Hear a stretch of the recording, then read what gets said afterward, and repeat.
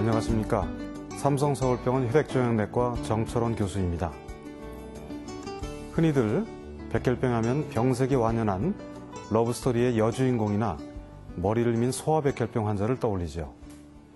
이같이 우리가 흔히 알고 있는 백혈병은 주로 급성백혈병을 말합니다.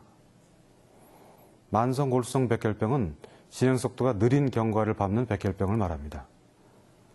오늘은 만성골수성 백혈병에 대해서 알아보겠습니다.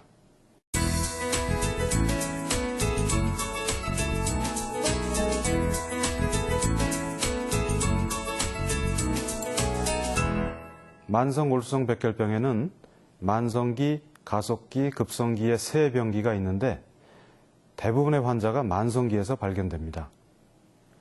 만성기 환자가 치료를 하지 않으면 2 내지 3년이면 가속기를 거쳐 급성기로 진행하는데 급성기에는 어떤 약에도 반응하지 않고 대부분 사망하게 됩니다. 우리나라에서는 매년 400명 정도의 만성골수성 백혈병 환자가 발생하고 있고 대부분 30에서 60세의 성인에서 발생합니다. 누구나 매일 수천억 개의 혈액세포가 복제되어 생산되는데 이 조혈 과정에서 유전자 돌연변이가 일어나서 백혈병이 발생합니다. 아직 어떤 발암물질이 작용하는지는 잘 알려져 있지 않습니다. 만성골수성 백혈병은 원폭 피해자에서 발생률이 증가하며 벤젠 등의 화학물질에 노출되는 것도 발생 위험을 증가시킵니다. 만성골수성 백혈병 환자의 절반 이상은 뚜렷한 증상이 없습니다. 그래서 정기 건강진단이나 다른 이유로 혈액검사를 하다가 우연히 백혈병이 발견되는 경우가 많습니다. 증상이 있더라도 피로감이나 식은땀이 좀 나거나 몸무게가 줄거나 하는 정도로 별 특이한 증상이 없습니다.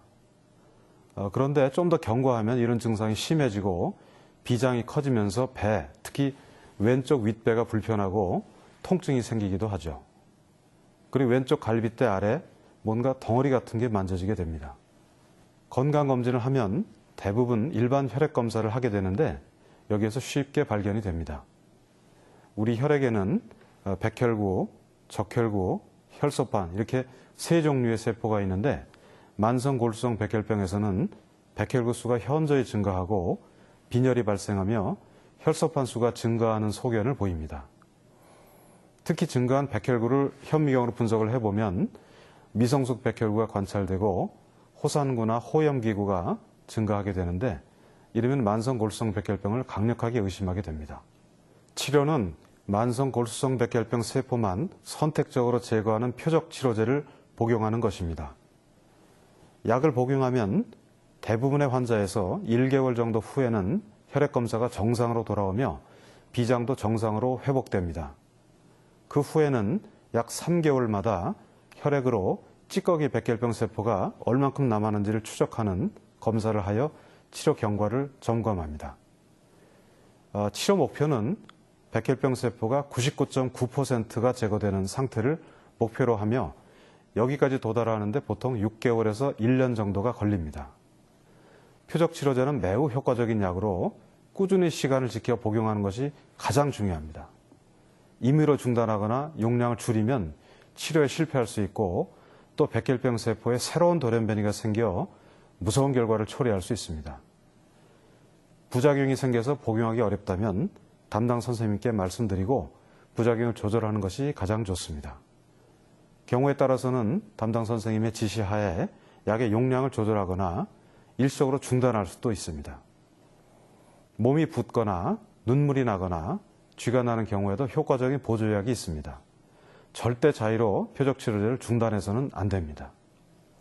이 밖에 식사는 평소 하던 습관을 그대로 유지하셔도 됩니다.